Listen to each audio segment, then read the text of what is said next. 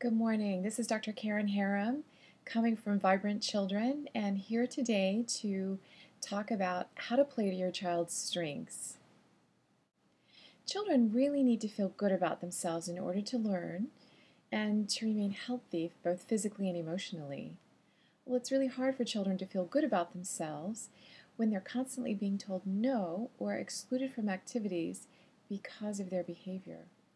So it's important to praise your child for the little things they do. And this blog is about playing to their strengths to build their self-esteem. You see, not all unwelcome behavior is bad. For example, a hyperactive child also has great energy.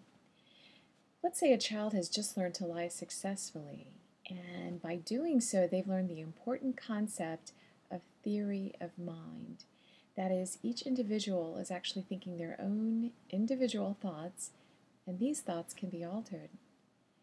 That's called understanding theory of mind, and in my world, lying is actually a developmental milestone. The first step is to create a list of all the positive attributes your child has to offer. Make a list and display it where your child can see it frequently, and add to that list often.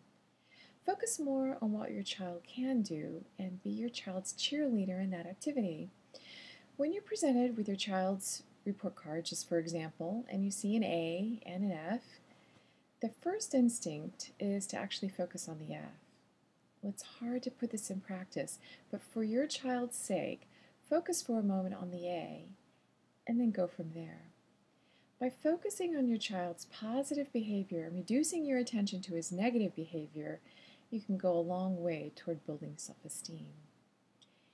In particular, avoid using the word but. So for example, I see that you made an A in art class, but you made an F in math.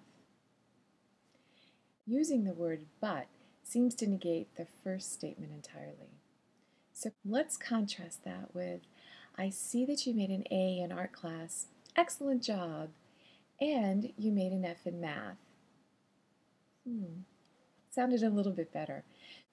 So you can avoid negating the positives with the negatives.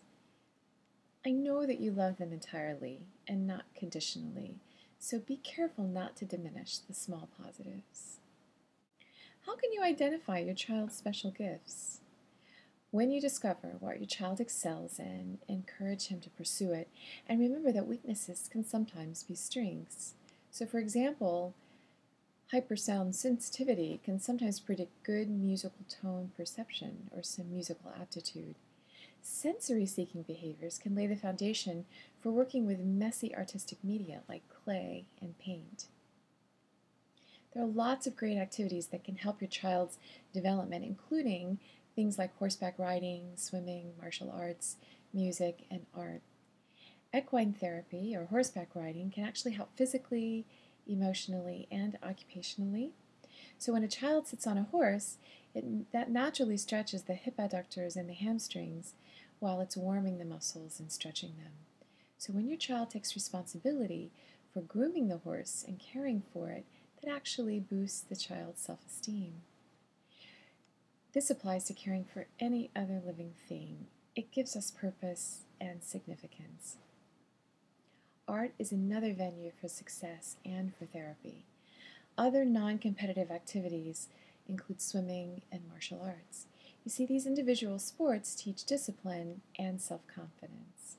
So if you have a child with special needs, remember that drowning is the leading cause of death for children and adults with autism, so please teach your child to swim. Local YMCAs typically offer swimming lessons for children with special needs. If not, look for an Angelfish swimming program. That link is listed in the written portion of the blog. Swimming is a great place to excel and to get healthy and happy. Well, there was an ancient Roman emperor, his name was Marcus Aurelius, and he wrote, "The secret of all victory lies in the organization of the non-obvious." And that's what Florentina's mom did. You see, Florentina is a special needs teen and an artist. With her mother's help, she's launching her own portfolio of artistic icons and kidswear. Check it out at www.florentinasong.com and see the joy in the non-obvious. Stay tuned for the next blog in the Joyful Child series on obedience, and thanks for watching Vibrant Children.